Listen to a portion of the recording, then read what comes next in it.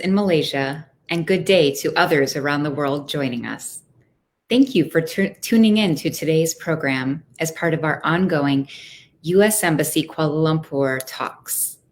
My name is Catherine Jope, and I'm the Cultural Affairs Officer at the U.S. Embassy in Kuala Lumpur.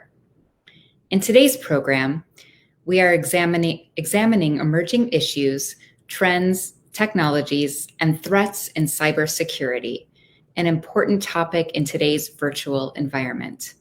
As we all know, the global COVID-19 pandemic has changed the way that we work and conduct business, and there is therefore an increased potential for cyber attacks and vulnerabilities online. To address this topic and share best practices, I am pleased to welcome American expert Dr. Rajni Goel, Professor and Associate Dean of Academic Affairs of the Business School at Howard University in Washington, D.C.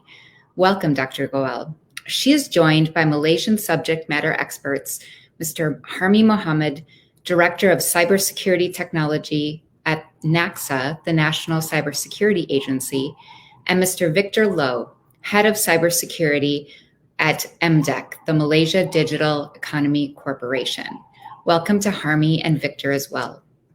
We are certainly in for an engaging and interesting discussion today with our expert panel. Now I will hand over the session to Harme, who is also serving as today's moderator. Over to you, Harme. Thank you, Catherine. My name is Harme Mohamed, and I'll be your moderator for today. Our first speaker is Dr. Rajni Goel.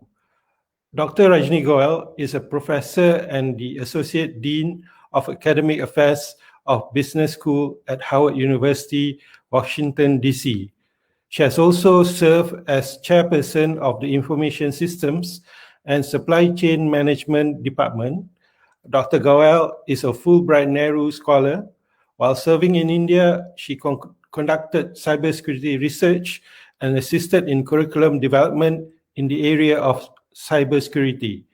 Having assisted with the establishment of the Howard University Cybersecurity Education and Research Center, she serves as its director, building partnerships and programs with industry, government, academia partnerships. Over to you, Dr. Rajni Goel. Good day to everyone, and thank you for that generous introduction, Mr. Harme. Today here, as you know, we're here to talk about cybersecurity in the COVID environment.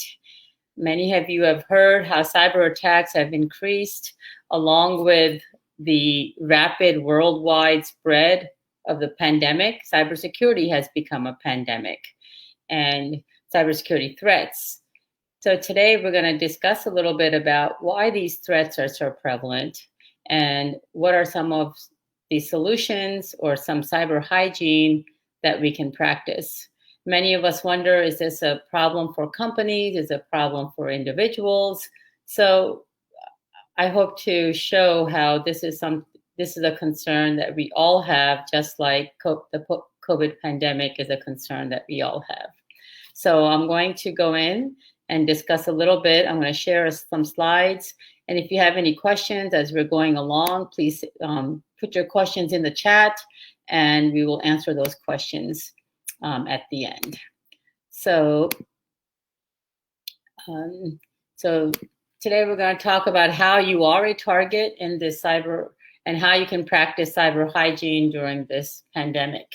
So the news and the media has brought a light to so many different standard challenges now appearing with the COVID-19 with employees that work remotely, including experiences with internet bandwidth issues, increased migration of organizational data to personal devices, hackers taking advantage of this COVID-19 situation, and so this greater security exposure due to this, including news and inexperienced remote working employees.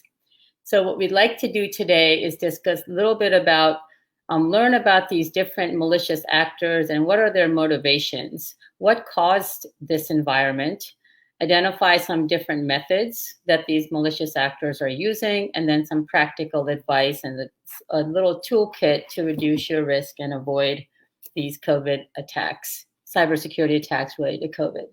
So what happened?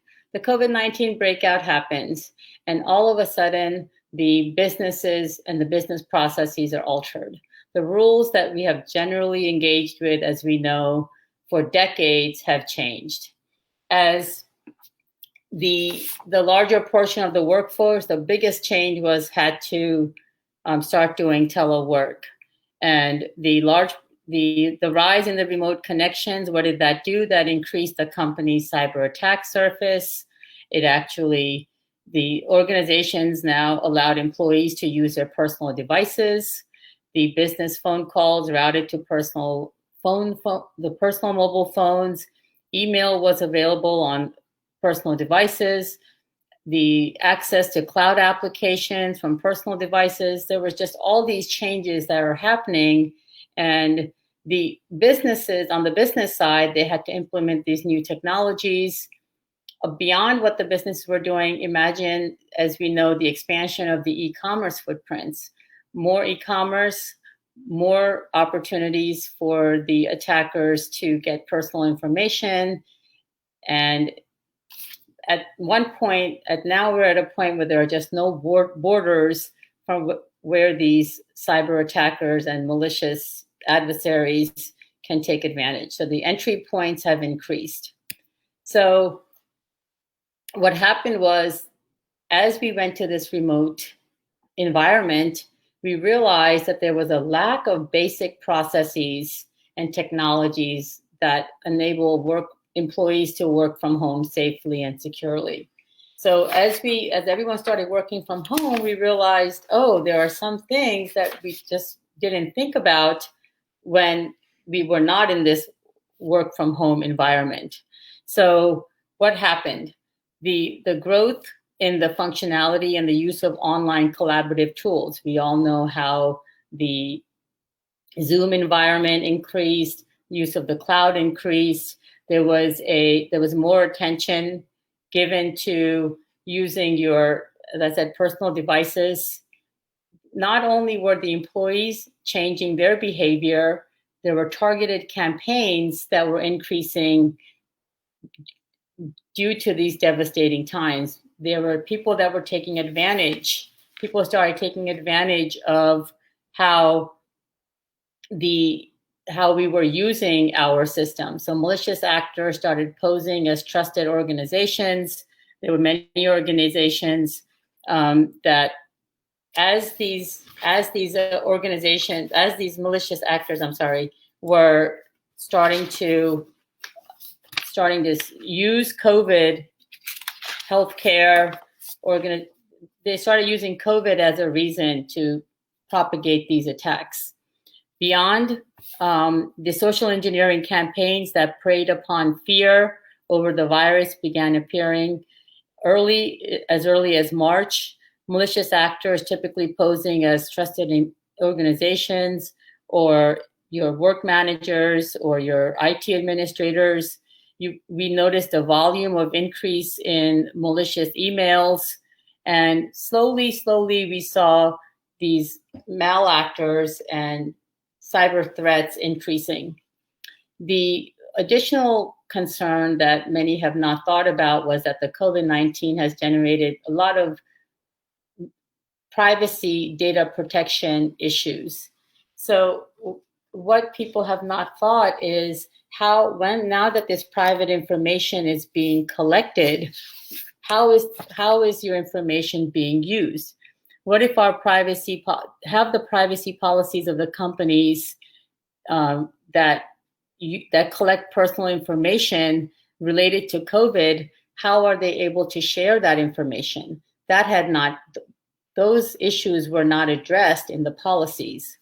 So what are some of these criminals doing that because of COVID it increased? So emails masquerading as government announcements, the false charities asking for donations, the phishing attacks increased significantly. phishing attacks that were in your emails or even your text messages. One example was attackers created hundreds of fake websites providing misleading information, or they provided interactive maps that you could click on to find out where these COVID incidences were happening, and then they were collecting information. There were nation state attacks. There was misinformation that was distributed to destabilize governments. So as these attacks were going on, companies realized that they had to make some changes. And what changes would they have to make? So in order to create a more cybersecure environment for this workforce, they had to create a culture of cyber hygiene. And just like we, for COVID-19, had to increase our immunity, we also had to increase our cyber immunity, and in 3 areas. And the 3 areas I focus on are people, process, and technology. So people are actually your strongest defense. When we talk about attacks that are happening, things like social engineering attacks or the phishing attacks that are happening, people are going to be your weakest link, and we need to find hygiene for people to practice. Processes, those is we're talking about what companies need to do in order to make the internet connections, in order to make use of personal devices. Are there a list of policies and processes that were in place? And then the actual technologies. Are we having stronger firewalls? What devices are being used? What tools can be used to help companies as well as individuals protect themselves? And I would say that there's 3 areas when we talk about the people, processes, and technologies. We can focus on devices, we can focus on the connections, and we can focus on the access of the data management. How do we manage the access points when we try to protect the data? And in order to remember this, I try to use this example of the rule of 3. So COVID-19 has taught us that there's 3 things that we should always do. This like a 3 rule that I call it. The virus response has been to wash your hands, don't touch your face, and stay 6 feet apart, do social distancing. It's a rule of 3. So I sort of heard about these 3 do's and 3 don'ts when it comes to protect cyber hygiene to increase your immunity for cybersecurity. So the 3 do's I would say would be to make sure you use strong passwords. You have a strong password policy and you enable a 2-factor authentication. You also should separate your passwords for your work and your personal devices. Configure your routers and your modems so that they have unique passwords. So password would be the 1 do I would say. Second do is to upgrade your systems. Make sure that you have the latest running versions of operating systems and applications. Make sure that your personal devices that require automating are set up to enable the automated updates, and make sure that your routers and modems are updated. So updating your software on all your devices would be your second do, and your third do would be to use multi-factor authentication as well as to do some backup and recovery. When we do backup and recovery, think about the way you want to think about it is what are your crown jewels? What are the most sensitive data points that you'd like to secure? And in that way, you come up with your prioritization plan. We talk a lot about how cybersecurity requires a lot of finances, requires a high budget. We can't protect everything. So when we think about doing our protection and backups relative to how much storage and space we have, think about your crown jewels and focus on protecting those crown jewels. And the one additional, in order to do all 3 of these, the overarching bubble I would be saying is to have awareness and education for your employees and your customers. Without awareness and education, If you can't keep it really simple. Tell them the 3 do's. Host security webinars. Give employees the education so they know when a cyber attack is happening, when is a social engineering attack taking place. There's some basic etiquette they can follow, not clicking on links. See if your computer is getting a little bit slower, something may be wrong. So there are a few indicators. You can verify links before you click on them. So education would be this overarching for these 3 do's. Don'ts, as I said, the 3 don'ts you should focus on would be not to click on attachments, not to click on links. Don't send your password across email, across any device, and don't use public Wi-Fi or public computers. So those are 3 don'ts I would focus on. And if by chance, if you do click on something and these social engineering attacks are prying on your fear, remember it's COVID-19, we're already fearful, so the attackers are really coming after you and making you anxious. So if you do click on something, don't panic, stay calm and carry on, the famous saying. So stay calm would be the very first step, and make sure you report anything to your administrators, and keep an eye on your finances to make sure your accounts are intact, just in case you've clicked on something. I've covered some of this, but you want to focus from a company perspective on cyber resilience and preparing for this post-pandemic world. So as the businesses are looking to see how we can continue having cyber resilience and cyber readiness for the post-pandemic, you should focus on a multi-pronged approach. We talked about these different do's, awareness, but if you remember, you have a wide perimeter. So you think about your perimeter protection, you think about your third-party management, all the if you have a business and you have supply chains, this is more from the business perspective. You think about making sure your supply chain has secure policies and procedures in place. And you provide these toolkits of training to your employees, your customers, as well as to the entities in your supply chain. Remember cloud services, adopting some formal strategies for use for cloud services. One of the key, as we went to the remote work, one of the other key factors that happened was the businesses started using many more cloud applications for their communications and collaborations. So focus on making sure you know the cloud policies for security. Detect, deter, and respond are the 3 things as with social engineering or any of the other malicious attacks that are happening. Focus on detecting it, deterring it, and having a response, having a recovery plan and a response in place. As we move forward in the post-pandemic world, I would recommend to the businesses to bake in the cybersecurity into their policies, and having learned from these pandemic-triggered attacks, think about what you should bake into your IT capabilities, architecture, and your processes.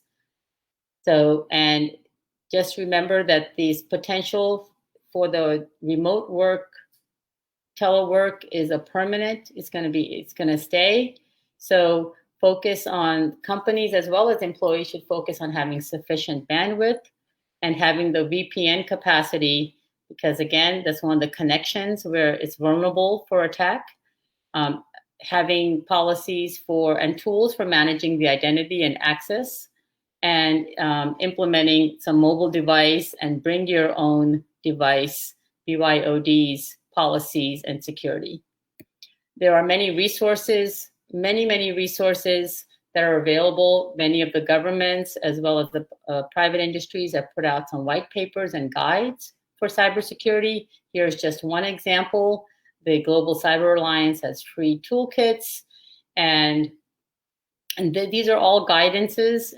But remember, for your own personal security, To stay safe, remember the 3 do's and 3 don'ts to keep cyber hygiene.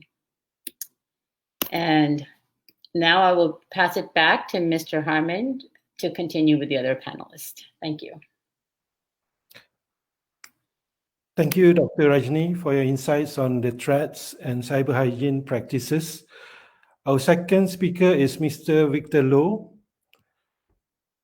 Mr. Victor Loh is an experienced professional with more than 20 years of information and risk consulting in both enterprise information security solution and cyber threat intelligence framework. Over the years, he has served businesses across the South Asia region, including in countries such as India, Turkey, Thailand, Vietnam, Philippines, Indonesia, Malaysia, and Singapore. Victor is currently with the Malaysia Digital Economy Corporation, or MDEC, where he leads MDEC's cybersecurity industry development initiatives.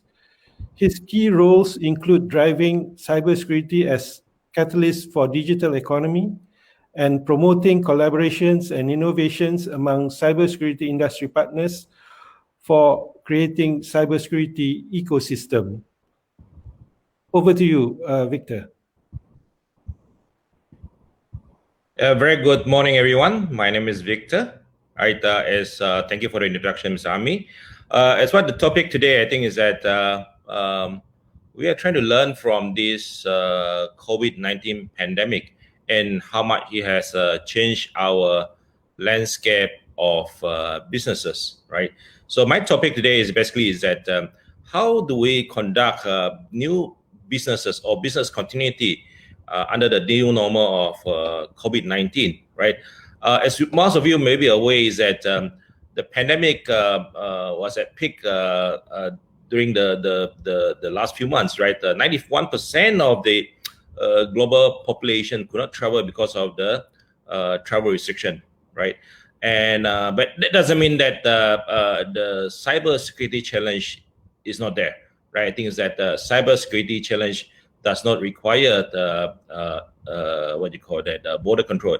It only relies on internet to spread, right? So I think that's a situation that most of the businesses or users of the internet need to be aware of.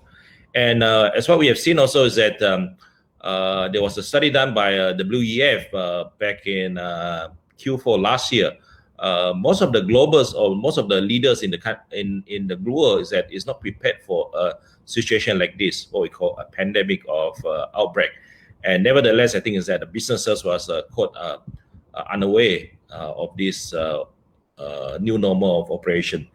And thirdly, of course, is that I think cybersecurity has been a global challenge, not only in what we call that in any organization. I think it's a global situation whereby under the global risk statistics of WEF, it was listed as a top 5 for global challenge.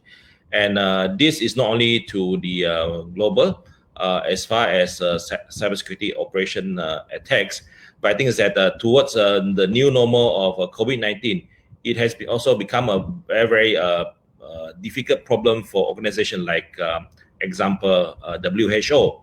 The attacks of cyber have been increasing 5-fold since the last dawn of COVID-19. I think this is an what you call that a situation whereby is that when any organization who is holding critical information or critical assets will be subject to what we call cyber attacks.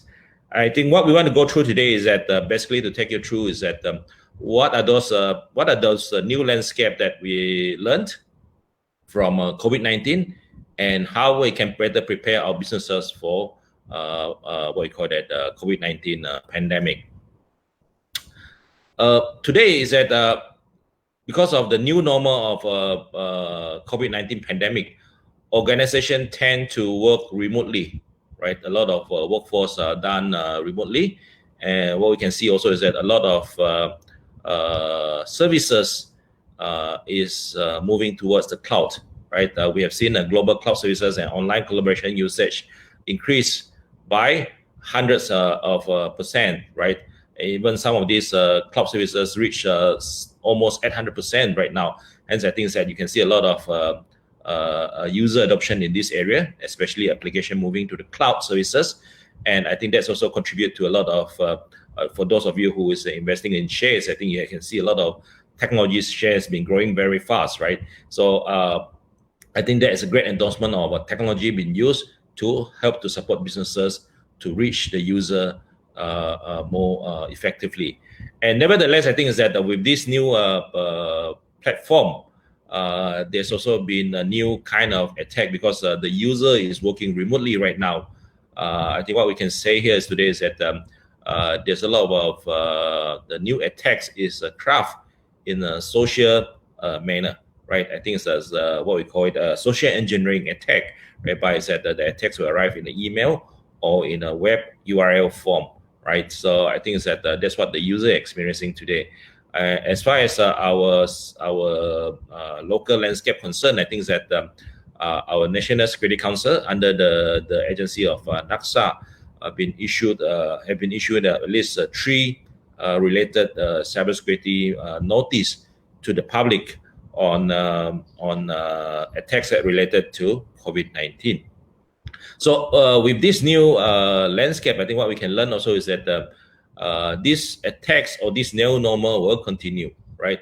So as an organization, what do we do?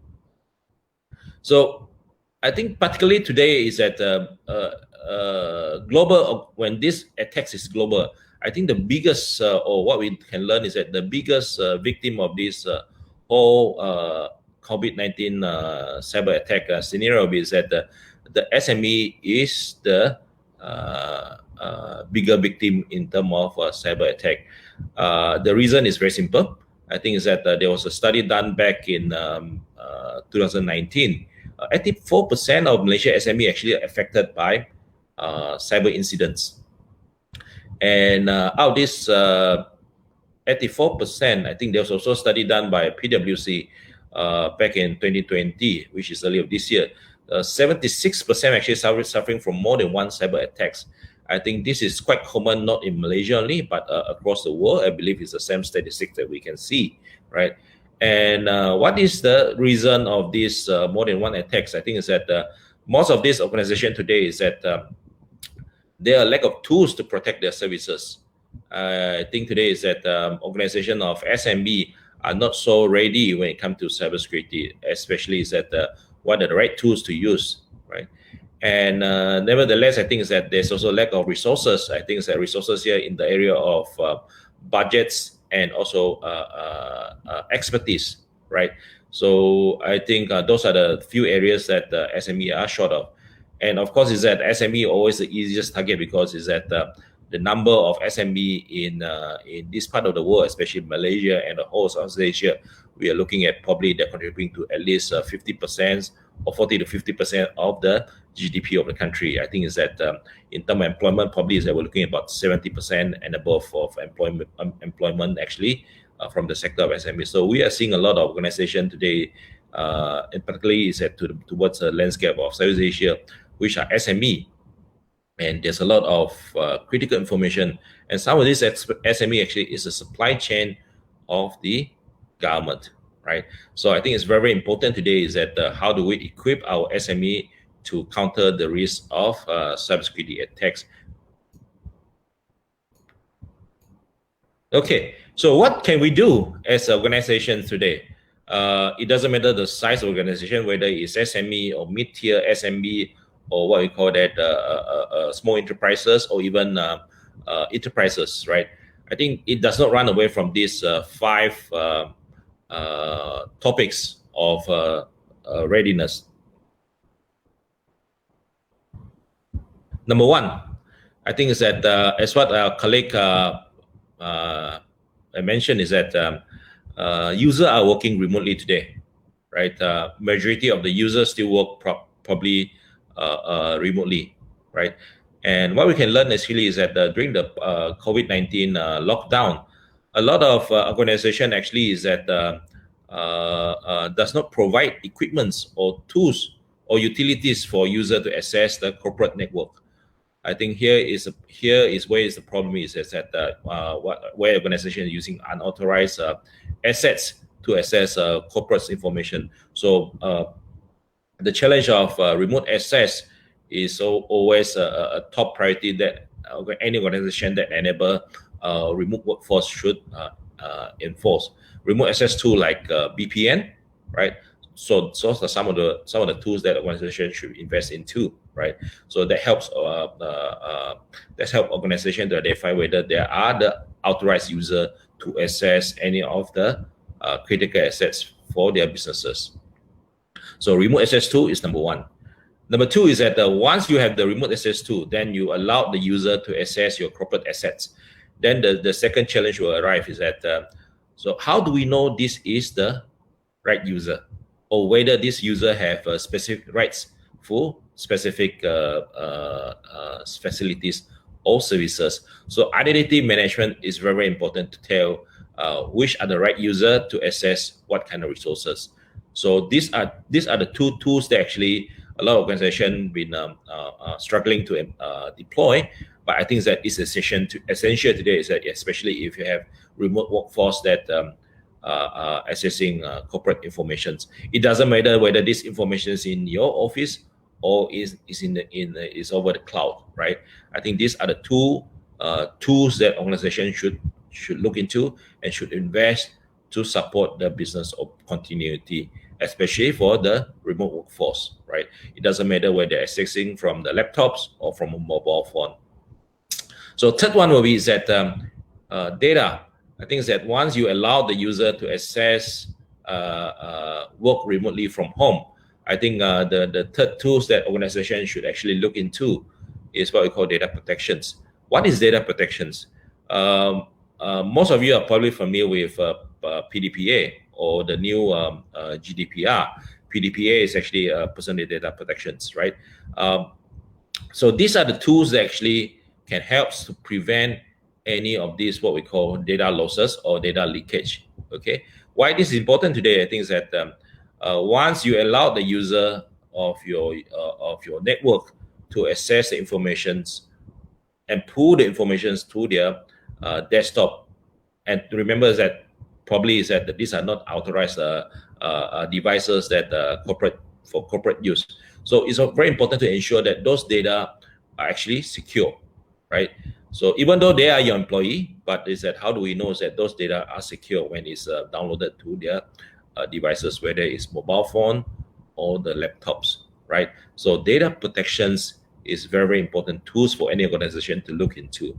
So what I just covered, number one is that how you enable the workforce to work remotely. Number two is that once the workforce work remotely, how do we make sure that those are the authorized users that can sign in? So identity management is very important. Thirdly is that once they have access to your corporate information, how do we ensure that they have tools to protect those information that they have access to in order to safeguard those information from leakages, right? So these three tools are actually essential for any of the businesses that enable work from home culture, right? Be it there are the authorized assets or non-authorized assets. And fourth one will be is that any of these organizations today that deploy security or what we call cybersecurity technologies, it's very important to ensure that if you have critical assets that runs 24/7, example, if you're in the business of e-commerce, if you're a business of logistics, if you're in the business of healthcare, right, or manufacturing, these are the operations that will operate 24/7, right? So it's very important to ensure that there will not be any of these unwanted cyber incidents that can attack your operations, that can interrupt your business operation continuity. So security monitoring is very important, right? Example, as a CCTV today, right? So many organizations deploy CCTV devices. But the question will be is that if you take the security as the same as your CCTV today, who is looking into your CCTV console today as far as your cybersecurity monitoring? So it's very important to outsource those kind of services. If you don't have the in-house expertise, it's very important to outsource those security monitoring functions to a third party that can help to monitor your businesses 24/7. And this is to ensure that your business's continuity has been taken care, 24/7 and with minimum resources investment from your end. Those things could be outsourced to a third party that helps to operate the security monitoring. And these are quite common today in the landscape of any of the financial services, or even in the sector of telecommunications and healthcare. So SME today can actually leverage on the services out there that can help them to monitor 24/7 when it comes to security monitoring. So what we just learned here today is in general, what are the tools that we can deploy to support business operation, right? But nevertheless, I think is that the foundation of all these technologies relies on human, right? And when I say relies on human, it means that the user of the facilities. Okay, so the weakest link of any of the businesses today, when it comes to cyber, probably is not their defense strategy, but probably the weakest link today is because of the user that using the informations, or the corporate user of these organizations, right? So it's very important to educate the user from time to time, especially running the campaign of phishing.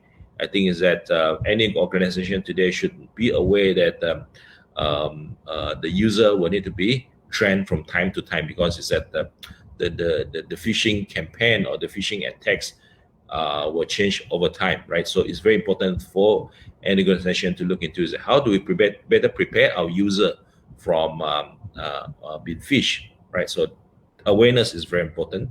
And secondly, of course, is that consultancy in the area is that how do we know that in my environment right now is that I am actually secure, or within the organization today is that I don't have, or any organization today that they are fully protected, right? So a consultancy service that look into assessment services. Assessment services in this area could be in the area of what we call penetration testing, right? Penetrate the web services to identify any security gaps, penetrate the database of the corporate network to identify if there's any gaps that in the policy, right? So I think that those are the services, what we call that consultancy services, that should not be taken for granted. I think those are the essential things that any organization that if you operate 24/7, if you're holding customer confidential data, it's very important to conduct penetration testing, because it's that any leakages could be the reputation's challenge to your organization, because it's that those things are confidential. If it leaks, then it means that could be that any organization could be subject to PDPA. And finally, of course, is that if your businesses is regulated, maybe you are in the sector of financial, maybe you are in the sector of telecommunications, maybe you are in the sector of healthcare, right? So all of these have different compliance practices. So it's very, very important for you to make sure that your businesses stay compliant in order to maintain the regulation practice, right? So in general, what I just covered is remote access, as I mentioned. Remote access to enable employees to work remotely from home. Identity, it means that how do we ensure that we are authorizing what we call that our corporate user accordingly, based on not only the password, but there'll be a two-factor authentication, either is through the phone or through a token that been provided.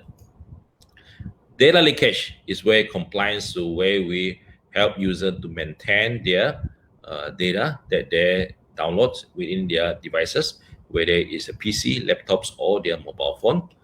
And security monitoring is a way by services that can help operations to monitor their businesses 24/7 to provide that visibility and assurance for that 24/7 business continuity. And lastly, of course, is that is the awareness, whereby we want to make sure that the user been educated accordingly to the new landscape. If they've been introduced to email we want to make sure that they understand how to sign in, what are those area that should be concerned, right? In example, as simple as example is that any email instructions with URL, those are the email that potentially be risky, that they should check and verify before they click those links, right? So I think those kind of training is very, very important, what we call essential to any organization. So I just covered a few topics, the 5 key areas that where organization, especially the SME, should be concerned on. Those tools are not hard to apply, or those practices are not hard to apply, but just focus on the 5 area to help the businesses. So remember, today we're dealing with new normal of cyber, whereby we are dealing with internet, and we are dealing with social media. We're dealing with mobile workforce. So it's very, very important to train your business continuity for this new normal. I think that's all from me, Mr. Harme. Back to you. Thank you, Victor, for your insights on some of the business continuity issues that organizations should focus on and some of the tools that they could use. As the third speaker for today, I'll speak specifically about the use of personal devices in a virtual workplace environment and what are some of the issues that organizations will need to look out for and how they could overcome those issues.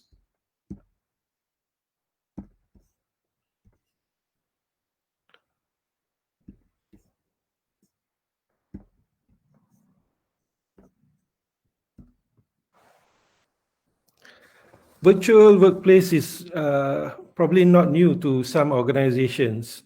In fact, virtual workplace may have been implemented in small scale in some organizations to cater for a small group of people. However, as noted by Dr. Rajni and Victor, COVID-19 pandemic has demanded organizations to allow their workforce to work from home and open up virtual workplace to more people than what has been planned. This has put some strains on most organizations that were not properly prepared to open up their internal systems for access from new unknown devices and places.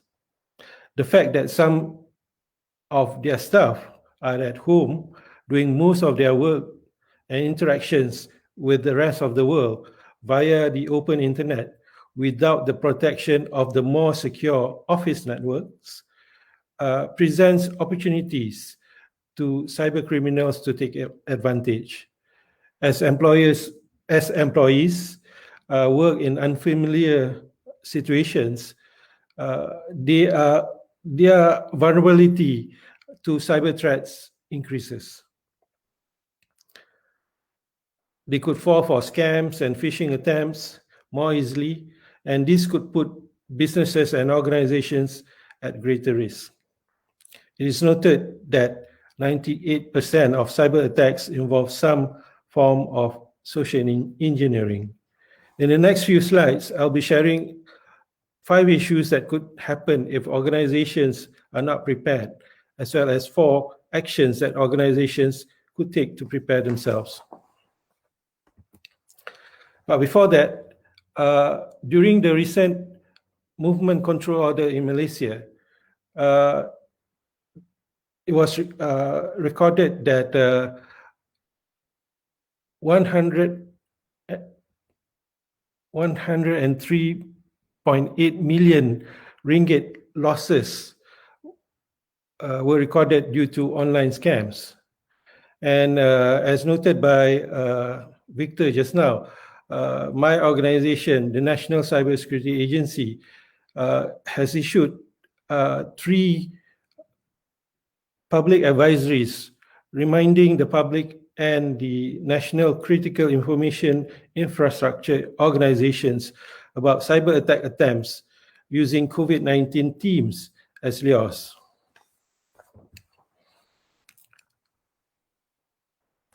I'm going to focus on the use of personal devices.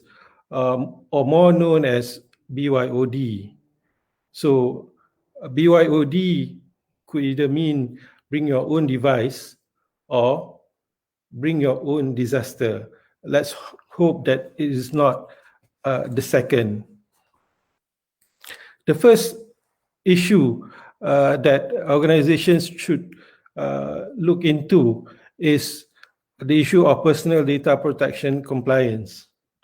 Organizations in Malaysia, for example, will need to ensure that the use of personal devices will not break any compliance requirements when it comes to the Personal Data Protection Act 2010 or PDPA 2010. Organizations will need to make sure that personal devices have the same level of security measures that is required by PDPA 2010 when handling personal identifiable information or PIIs. The second issue is malicious apps. User-owned devices are vulnerable to malware and malicious apps. Earlier this year, one of the more popular application stores removed 1,700 applications infected with the Joker Android malware. This is not the first time that they have done so, and I believe this will not be the last one. When employees download malicious apps on their mobile phones or personal devices, they could present outsiders unauthorized access to critical corporate data. It is difficult to impose security software and add updates and patches on these user-owned devices. Issue number 3 is lost or stolen devices.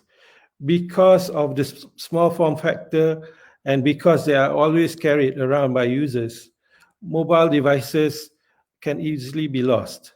When devices are registered in a BYOD environment, are lost or stolen, sensitive corporate data can fall into the hands of an outsider. The fourth issue is the hacking. Protecting user-owned devices from hacking attacks is a big challenge for organizations. When a device is hacked, it can be used to connect to corporate networks to access business-critical information. It is also noted that there is a hacker attack every 39 seconds. Issue number 5 is regarding remove employees or vendors. During the COVID-19 pandemic, a number of organizations may have been forced to take drastic measures to release some of their staff. This may create unhappy and disappointed employees. Another way in which corporate data could be compromised is through disappointed employees who may have retained a certain amount of data even after they've left the organization. So typically, they will probably not inform or still keep this information, and this information could be easily leaked to other organizations or rival organizations.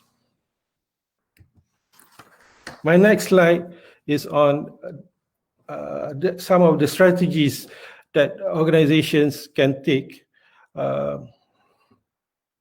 to prevent some of the issues that I highlighted. The first one is to understand how devices and users share information and how we could limit how information is shared by these devices. Usually users would access their emails when they are away, but now due to the working from home in a new normal, organizations have to open up more applications and allow staff to access business information.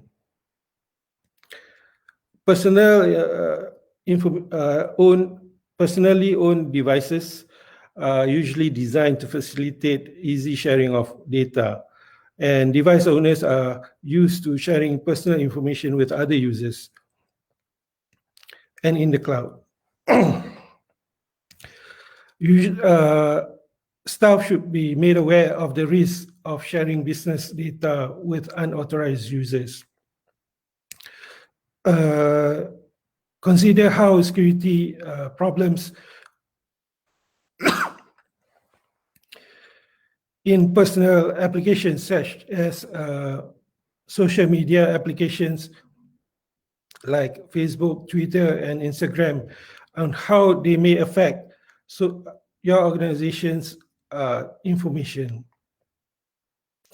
So by limiting the amount of information that could be accessed using personal devices, you then can limit the amount of information that could be leaked out.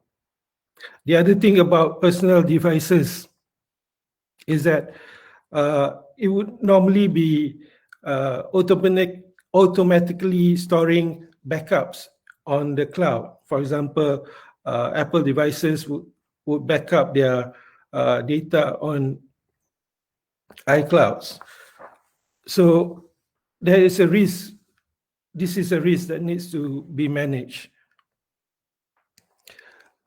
The second strategy would be considering how to use technical controls. There are a range of technical services such as mobile device management that can help organizations remotely secure, manage, and support personally owned devices. However, if a solution is too restrictive, then the employees may find workarounds or use unsafe alternatives to achieve their work goals. So you need to discuss with your employees on the controls and their responsibilities when handling business information. Strategy number 3 would be to anticipate increased device support.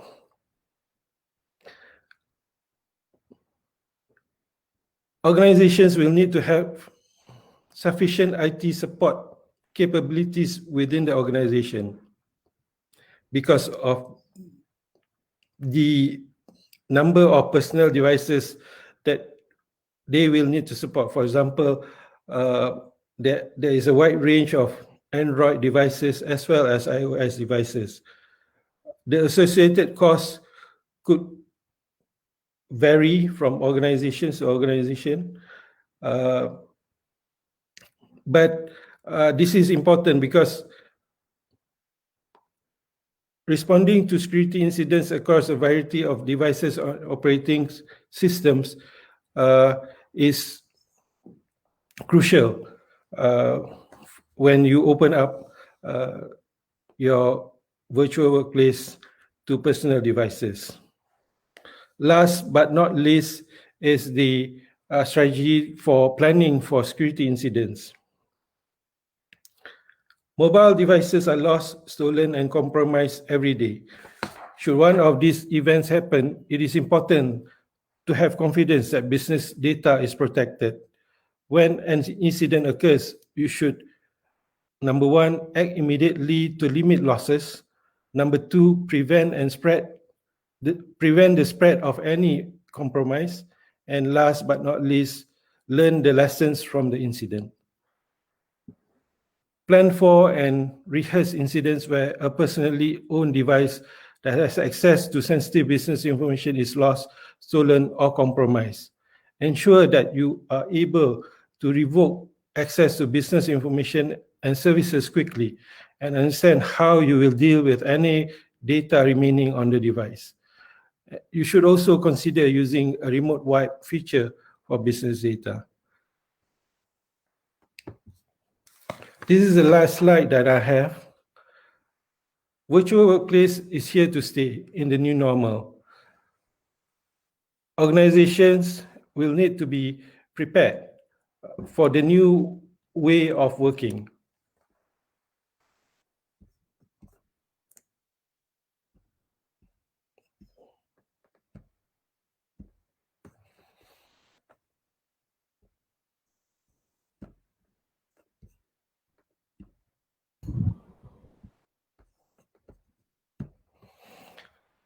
With that, I would like to open the session for Q&A for the three speakers that we have today. And due to the time limit, maybe 3 questions from our listeners.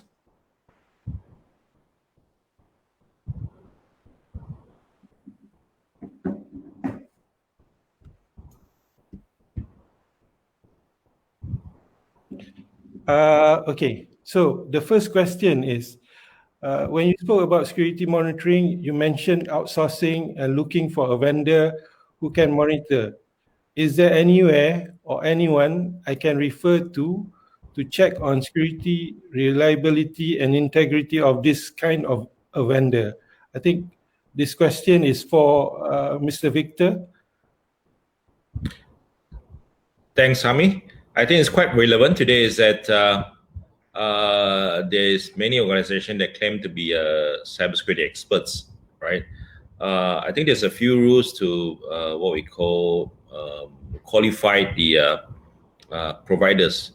I think number one is that very simple is that the so-called organization must establish some kind of certification standard.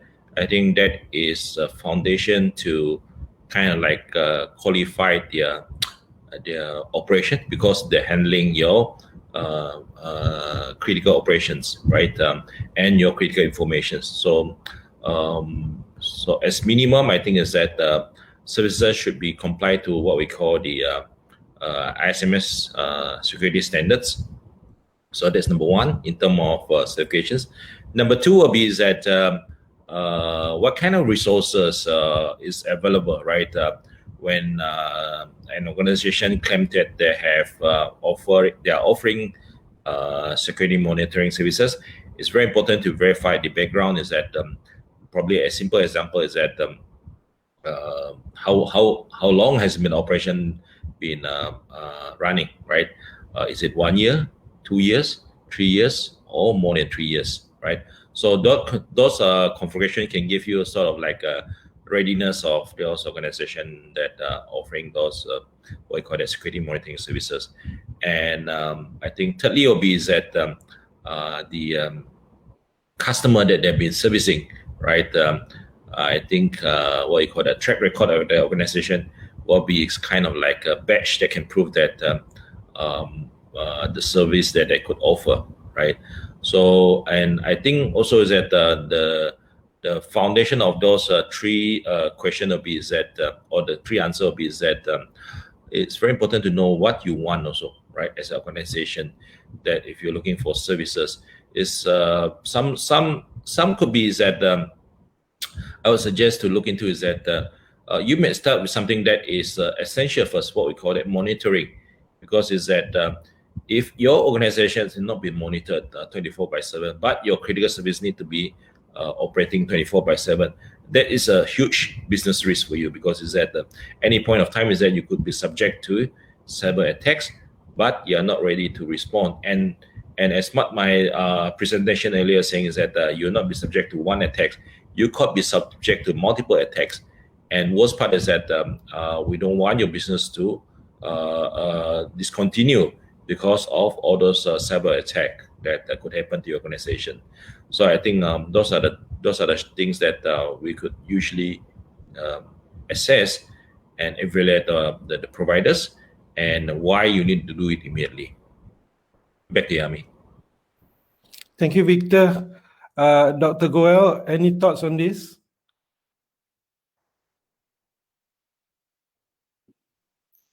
No, I think Mr. Victor covered it. I would just say anytime you're outsourcing any service, you do need to consider what these, as he said, how many years they've been in service, what your needs are, and what your budget is. I think the one other big piece would be what is your budget, because and again, since we're focusing on the COVID environment, many of the priorities have shifted. So if monitoring is a priority, just understanding what your budget would be towards that. Thank you, Dr. Goel. I have a follow-up question to the first question, which is, given the risk, what is the most affordable way to solve the cybersecurity problem, especially for SMEs? Maybe perhaps Dr. Goel can start. Sure. So that's a great question because as we know, cybersecurity has always been under budgeted, and especially for SMEs, the SMEs mentality tends to be that there's two, we don't have the budget, and plus, who would ever come after us? We're a small little company, but actually, the adversaries know that the small SMEs are not protected, and they actually are targeted more. So, how should they, again, I go back to priorities anytime we budget. The one way that they could try to shift their budget would be to take away from maybe priorities that they were having right now. Some of the companies had been focusing on doing security automation. Let's say they had budget towards security automation or putting in new capabilities for detection. So now what they have to do is reshift that and maybe put money towards what Mr. Victor mentioned, such as multi-factor authentication, data protection. So I think it's not a matter of putting more money into the entire IT budget, but just reshifting their budgets would be what I would suggest they would need to do to handle all those threats that we've spoken about. Thank you, Dr. Goel. Victor, any thoughts? I think this is the toughest questions. I think is that any of the businesses today is that how much is enough when we investing into security, right? I think the question is not how much you're going to invest. The question will be is that how much you need to secure, right? Whether you have whether you're holding a few questions to qualify whether you're holding confidential data as an organization, which is intellectual to you, number one.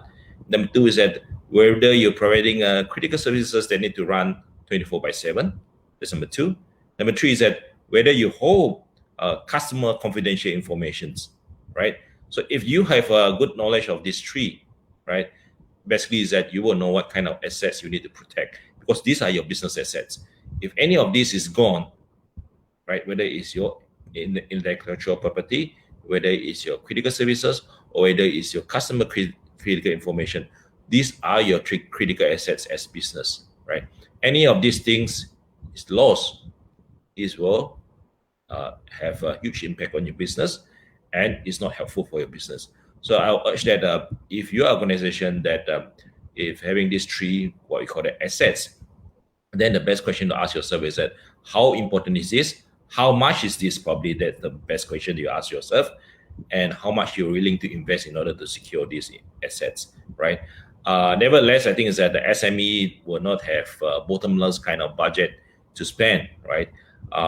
As an organization that is responsible to help as MDEC as an organization that is responsible to help the businesses to transform, I think there's a huge opportunity for us to work together.